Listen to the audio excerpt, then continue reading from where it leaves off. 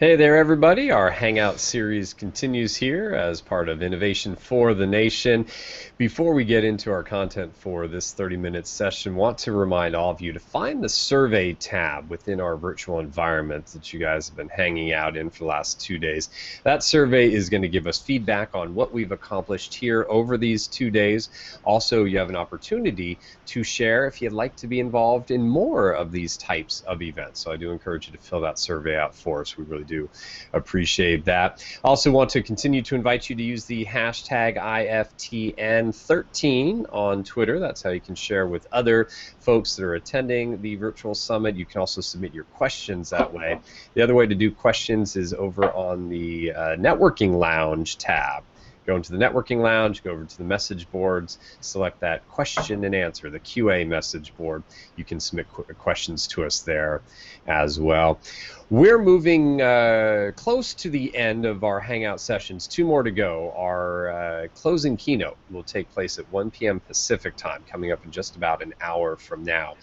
But before that, we've scheduled this 30-minute session, which we think is really going to bring together a lot of the topics that we've talked about, topics and stories about Chromebooks and geospacing, the use of Gmail and mapping and all that, kind of bring it together in the story of the virtual office initiative of the Georgia Pardons and Paroles group. Really a case study here, usage of, again, Google Apps and Maps and Chromebooks.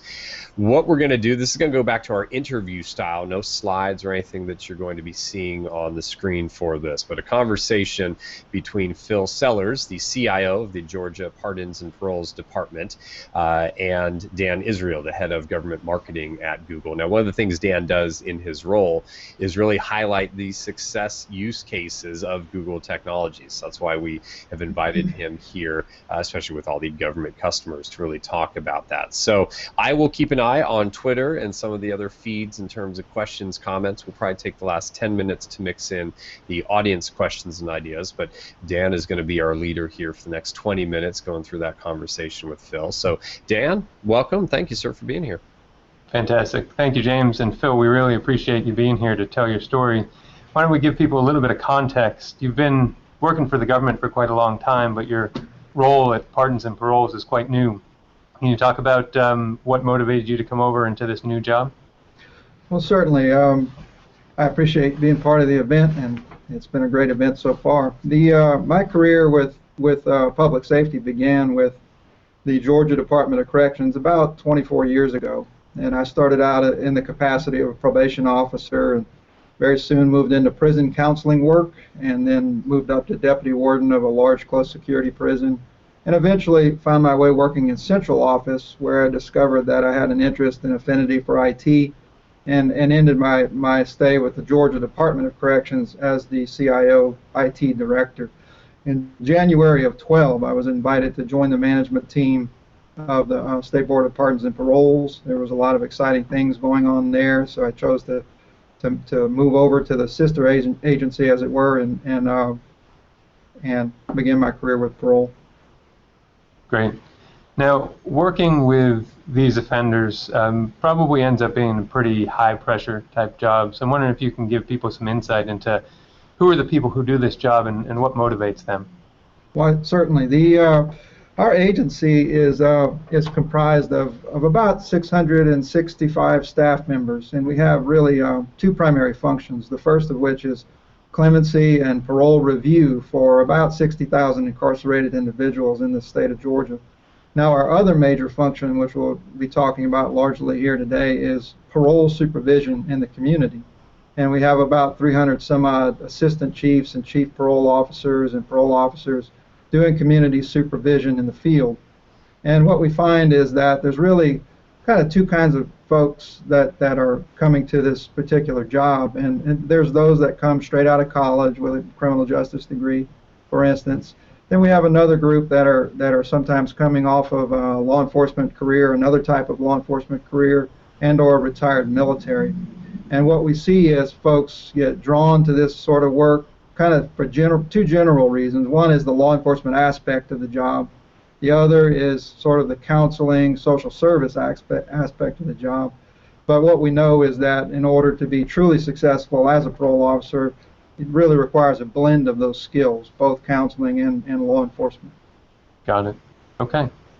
Now, to dive into this virtual office project, about the time you got there to Pardons and Paroles, they were kicking off this initiative. Can you tell us what motivated? Why did people think that a virtual office might be a good idea? Well, it's the virtual office initiative kind of came about as on the tail end or as a result of and in conjunction with a fairly large initiative in Georgia started by Governor Nathan Deal with criminal justice reform. They spent a couple of years as a high-level committee looking at the whole spectrum of criminal justice in Georgia, and a lot of findings and research that came out of that effort pointed toward that more of a focus toward community corrections and reentry issues really was the thing to do to have the biggest bang for the buck in terms of dealing with offenders. So in conjunction with that, we decided at Parole to change our approach and go to what we call the virtual office initiative, which essentially means taking brick and mortar office sites, traditional office sites where parolees would come to visit officers, and shut those down and replace those with virtual teams of officers in the field. So what we asked for and were granted is the ability to redirect real estate savings and so forth from shutting down those offices and pointing those savings into technology needs for the officers, additional equipment, additional vehicles for the officers to be riding in, and move toward a virtual office strategy. So 38 offices were closed and officers were properly outfitted with technology and equipment to effectively live virtually in the field and do their supervision jobs. So it makes a lot of sense to me, I think, that getting people out of the office and out into the community and working more directly with the people who they're responsible for supervising would be beneficial. Can you talk a little bit more in detail about how's a typical officer's day different from the old way to the new virtual office way? Well, in a virtual office setting, or actually in a traditional office setting, what a lot of the feedback from the staff was that quite often supervision could take a back seat or be replaced by whatever's happening in the office that day, being reactive to whatever events are occurring in the office that day. In a virtual environment, when an officer gets up in the morning, goes out into the vehicle and starts doing their work, they are tightly focused on their own caseload and executing their own supervision plan for the day to go out and see the offenders in the community. So there's far less interruption and so forth. But it takes a little bit of pre-planning about how you're going to go out and make your rounds and make your visits. Now, from a supervisory perspective, a chief parole officer's perspective, obviously they're not seeing the officers walking up and down the hallways, so staying connected and staying in tune with the officers is a little bit more of a challenge. And that's where we come into talking about Google Apps for Government and the collaborative nature of that platform, allowing for things like Hangouts like we're doing here today, right, and the idea of presence and chat and video chat on the fly when they're ready to talk face to face, so they can stay connected even though they're geographically separated. So I can imagine that they might have been worried that some of the camaraderie that you get when you're in the same building together might be lost. Do they do team hangouts? Does the senior person get everyone on the group together every day or once a week to kind of make sure they're all seeing each other? They do, and that's an area that they're getting used to, and it's becoming part of the culture to be able to do it that way, because it is all fairly new technology to us. But the ones that are engaging in it find it a very, very easy and kind of a natural thing to do. It's a natural extension of face to face, and once they kind of learn the technology, it really flows well. So yeah. That's now, having been involved with many technology projects over the years, I've come to understand that one of the biggest challenges of any project is change management. Getting your users ready for what's coming, making sure they have access to resources that can help them if they run into any trouble. So what sort of work did you do to prepare and get everyone ready for this switch, which is not an insignificant change? Yep, it was quite a change, and in the run-up to the change, we did a lot of looking around, and what we knew at the state of affairs at the time of making the decision was that we were a Lotus Notes shop and had been in Lotus Notes for about 15 years, and it was only email. But we knew that with our officers being constantly on the move and essentially in the community on a full-time basis, that they would need to be effective wherever they are. Wherever they happen to be standing, they need to be effective with their tools. So right from the get-go, we knew that we wanted a collaborative platform that the officer could flow from a phone to a tablet-style device to a laptop and then to a Chromebook and back and forth as the tactical situation dictated. So we chose Google Apps for Government to be our communication collaboration platform.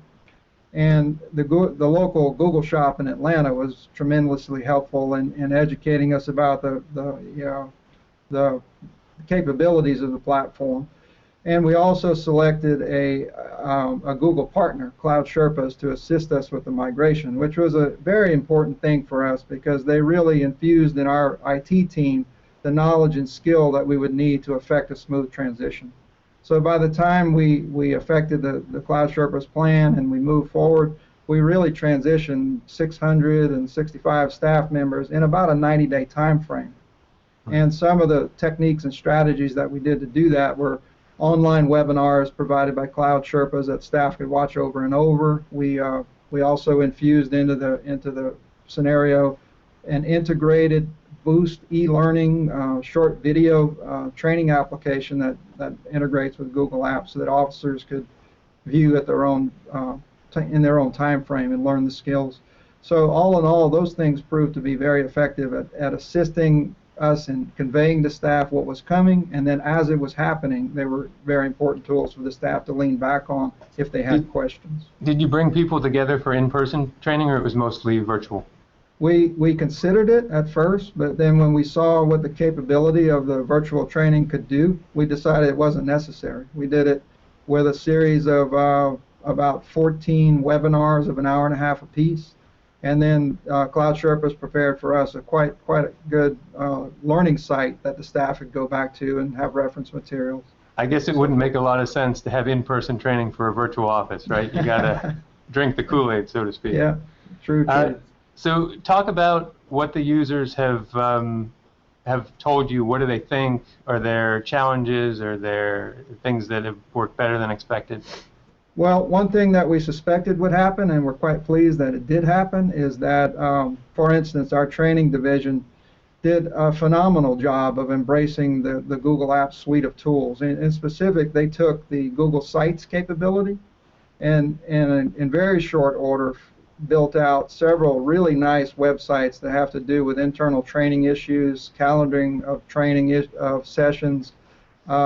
They put all of the board policies on a Google site with keyword search, and 4 or 5 other examples of different kinds of uses of Google Site. Now the key thing for me as an IT director, CIO, is that they did it from a layman's perspective, and it came out quite professional looking, and was very effective. And I've been told repeatedly that in the days prior, they would have had to seek IT's assistance, wait a lengthy period of time until something could be built out for them. In this case, they just were able to take the tool, do the learning site instructions, as it were, and come out with a professional-looking product that really made an impact in their business. Now, in terms of the line officers, I hear, repeatedly that they're loving the technology, the ability to collaborate on the move, on documents and so forth with each other, and the idea of presence and hangout and all the things we've been talking about have been a game changer for them in being able to stay connected. I don't know that I think our virtual office initiative would have been far more difficult had those tools not been available to us. So those are the things that kind of made it effective and made it a realistic possibility. Right. Now, let's just get into a couple more specifics here. You've talked about Chromebooks, you've talked about Android phones. Are there specific devices that you've issued to everyone? Are you giving people choice of what device they like? Well, you've mentioned Android phones. That one of the things we did right at exactly in parallel to the Google Apps rollout was we rolled out 550 Android phone devices. Prior to that, officers were using traditional flip phones, not smartphones. And the fact that they could have their full collaborative experience in the palm of their hand was a huge selling point in the adoption of the new culture of Google Apps. So the officers find it really, really handy to be able to have key documents in their Google Drive on their handheld device, and being able to access their Google account from any machine, wherever they happen to be. Doesn't have to be the phone, could be any machine. But from a tactical strategy, one thing that we know is that we want the flexibility for officers to be able to flow from device to device, be it a phone or a tablet or Chromebook or a laptop. We want the flexibility to be able to do efficient work across all platforms as the need arises. Sure. So currently we're experimenting with Chromebook in the field, and it's an exciting idea for us in that the 10-second boot time or under 10-second boot time on a Chromebook device, the officers we've tested it on really love that. It's sort of instant work. When they open the lid, it's ready to go. And then from an IT perspective, the idea that the device is interchangeable and requires very little setup and very little support and is easily, you can easily have an officer up and running in literally seconds on a new device is a big change. So if one of their virtual offices runs over their device, then it's we had been deploying full-on Windows type machines with the full Microsoft Office suite, which are time intensive to set up and time intensive to repair when they do have problems and so forth. So the whole Chromebook strategy is a really, really appealing thing. So we're in the process now of tuning our internal case management apps to be optimized for Chrome browser and Chrome environment. So, but the future looks really bright for us on the Chromebook model. Well, that's great to hear. Now, for each officer who's out there in the community and working with offenders, how many people or how many cases are they working with typically? The average caseload size, it kind of depends on the type of caseload they're carrying, but about 80 cases right. Per officer. And they have to see those people how frequently? Depending on the severity of the case or the level of the case, they'll see them monthly, sometimes more than that. But right. it depends on the case itself. But so I imagine that having to get around and see a lot of different people in different places, like mapping has got to be an important tool for your officers. It is, and it's going to be an increasingly important tool. In my experience with the Georgia Department of Corrections, we actually engaged in Google Maps APIs and using Google Map technology within our case management applications. And we're doing the same thing here at the State Board of Pardons and Paroles, in that we're already mapping our agency locations with mouse over, and it comes up with the details of the site and what counties are served and so forth. But we're taking mapping to even further levels, in that we believe that a geospatial visual representation of the work is really, really important. So the capability to map an officer's caseload in the community, map the circuit's caseload for a group of officers, map the entire state, or map around a radius point showing where the offenders are living, or capabilities that'll assist the officer as they navigate around the community day to day. And our mapping strategy is going to be that the icons are actually dynamic based on the status of the case. So officers have to see offenders on a dialogue on a cadence. So if perhaps they haven't seen that person for the month, it's flashing a different color. It's telling them, giving them a visual indication of this one needs action. So we believe that the mapping strategy is the thing that's going to tie together the team experience in the community and provide the common operational picture for how things are going. So a chief parole officer or somebody from central office or the officers themselves can kind of see visually the work and how the work is progressing. I can almost imagine the power of that map with the different points and the different colors really giving the officer an indication of where they need to focus their energy. Right. Before the maps, or maybe you're not quite there with the maps, how are they finding that information today? Is it in a Word document? Is it in a spreadsheet, or is it on paper? Well, it's kind of a combination, because our case management systems did not lend themselves to mobility in the past. So what they would have to do is sit down and print out lists of addresses and names of places they were going and sort of plan it that way. So our vision for the future is extending the maps capability and providing that sort of geospatial mapping view on the move, regardless of device. And one of the points about virtual office is that the whole idea is to build stronger relationships with community service providers in the community, service providers in the community, other law enforcement in the community, which we work with quite often. And in those kinds of tactical situations, a visual representation of here's the offenders, this is where they live, can be a very valuable tool in assisting with different kinds of operations that are ongoing. Sure. Now, obviously, your work is focused on pardons and paroles, and I can see how this makes sense in a variety of different law enforcement contexts. But there's a lot of other government workers who are out there in the field, you know, whether it's social services agencies, whether it's people who are responsible for doing a whole range of different types of inspections, people in public works. I don't know if you've been approached by other agencies in Georgia, but if someone were to come to you and say, you know, what advice do you have, Phil? You've done this. We also have a similar type of workforce. What should we think about if we were going to consider a virtual office? What would you tell them? Well, I think, you know, from my perspective, you know, case management is case management, right? And, I mean, we have a law enforcement flair to it, obviously, with the work that we're doing. But knowing things about people and where those people live, you know, in terms of using mapping technology, you know, this suite of Google Apps for Government certainly lends itself toward that and the mapping capability.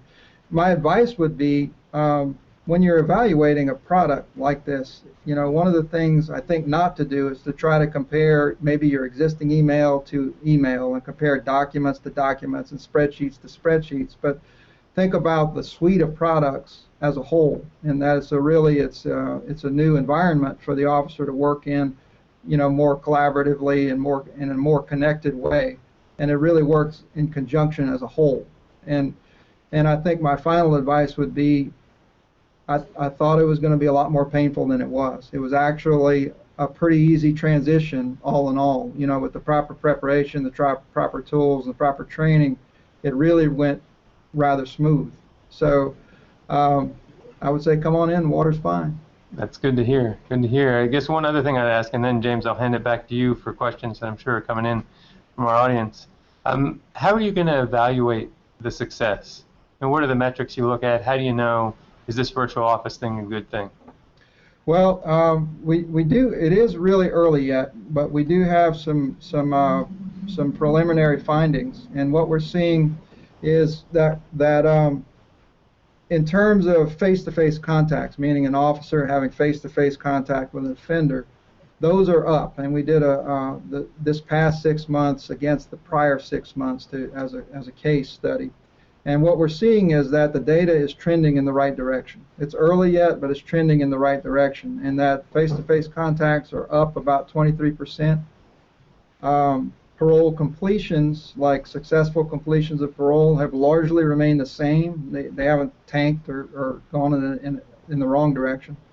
And parole revocations, meaning the instance where you have to revoke somebody's parole and send them back to prison for one reason or another, are slightly down. So we're hopeful about those statistics that they're trending in the right way, and you know, so far. And what we believe is that more time in the community, focused on in the environment where the offenders live, making stronger relationships with other law enforcement and stronger relationships with other community providers, just makes sense. It makes sense to supervise the offender where they live, and it's shown from research to be effective in doing that. And if we outfit the officer with the right tools and techniques, it's doable, and we can track it and so forth. Well, we'll have to invite you back next year, Phil, to give us an update on how things are looking once you had a little more time. Now, James, I could ask him questions all afternoon, but I think we've got a schedule to stick to, so I'm going to turn it back over to you. All right, perfect, Dan. Yeah, a couple questions here that have been coming in through, again, the networking lounge where the message board's QA. You can use that, and over on Twitter. Was there anything that you solved in terms of a technical issue that you weren't planning on solving? Kind of one of those added, wow, now we've got this capability or something outside of what you had set out to accomplish, Phil? Well, I think that it goes back to what we've been talking about collaboration. And I think that when we first went into it, we were thinking about email mainly and messaging and that kind of a thing.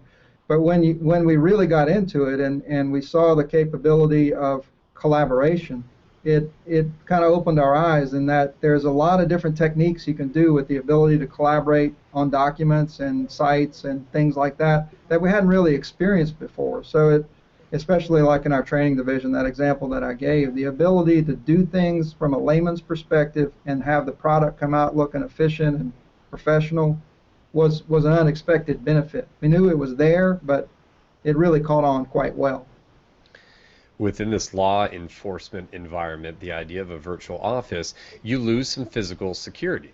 These computers, these devices are no longer stuck where there are a bunch of officers that someone isn't, probably crazy enough to go in and try and get at those devices. In the field, how did you address or think about security if an officer was involved in something with a parolee where a device got lost, had already been logged into? Now potential criminal elements could have access to a system of sensitive information. How did you evaluate security here? Well, the officers we have a very highly trained force out there, and they're aware of surroundings that they're working in, and they're very attuned to safety and moving in the right way and securing their vehicles, securing their equipment, and doing that in the first place. So it hasn't really been that much of an issue. But one of the great things about the Chromebook strategy that we're looking at is, versus the laptop strategy that we had been doing, is just exactly that. If the device is compromised and stolen, there's really nothing resident on the device. It's all up in the cloud, right? So that's one of that's one of the security features that we really like about the model, is that the devices are interchangeable, and in the event that something is lost or stolen, really if the person, there's nothing resident. They can't crack it open and get sensitive data from it. So it's actually a selling point. A question I've been able to ask other folks a lot in the enterprise space on some of these teams that have gone Google has been, hey, did you have any naysayers? And every now and again, someone like in your position says, yeah, we did have someone that just, they didn't want to change, right? They were used to doing what they were doing. Did that happen at all for you? If it did, what were you able to do to convince those folks to come on board and say, no, this is the right change for us. These are the benefits that we're all going to receive? Very little, very little negative. I think that at the very beginnings of it, there was some question mark or raised eyebrows about, wow, this is really, really new. It's really, really new to think about a different way of email in the cloud and so forth. But when you really study it and look at the FSMA certification and all that kind of stuff, it kind of allayed those kinds of fears. But actually, it was the experience of it itself that won people over. It was viewing the hour-and-a-half video, in our webinar, and it was actually touching the environment and experiencing it that set their mind at ease. They saw, oh, well, this isn't really that difficult after all. And our staff has actually, in a large part, embraced a culture of change. They realize that the product, the Google Apps Suite in particular, is being upgraded on a continual basis, and they see that as a good thing. It's continually evolving. It's not waiting for IT to do anything. It's evolving in and of itself as a product, and they kind of expect it now, and are riding that wave. So all in all, I think it's the experience of it in itself that wins folks over. Well, and what you've just talked to is a theme that we've heard from a lot of folks, and it's a theme that the Google Enterprise Government team talks to folks about. It's taking what we're familiar with as users, consumers, and bringing that usability, the communications, the collaboration, bringing that into the workspace here, the government workspace, in that secure manner, in a way that we're used to working, and all of a sudden, wow, look how efficiently we can do our old job now with new technology, and things really do change. So I think you've summed up a sentiment that we've heard throughout this Hangout series here here, part of Innovation for the Nation. Here's what we're going to do. Phil and Dan are going to excuse themselves from this arena shortly and going to move on over to that network resources, the networking lounge, and join a virtual chat there as well. So if you have additional questions for those guys, join them in that chat room over in the networking lounge. They'll be there for about 25 minutes or so. And then the entire team from the Google Enterprise Government team want to invite you back to our closing keynote. That's going to take place at 1 o'clock Pacific time. Michael Jones will be with us for that keynote address. We're going to take about 30 minutes there. Really summarize a few of the things that we've talked about, but really move past yesterday and today and into the future, what really can happen, and some of the initiatives that these teams are really working on, and Google in general. Michael is the Chief Technology Advocate for Google, and I think you're really going to enjoy what he has to share with all of us. So join us back here just about a half hour from now, 1 o'clock Pacific time, as we wrap up Innovation for the Nation and this Hangout series.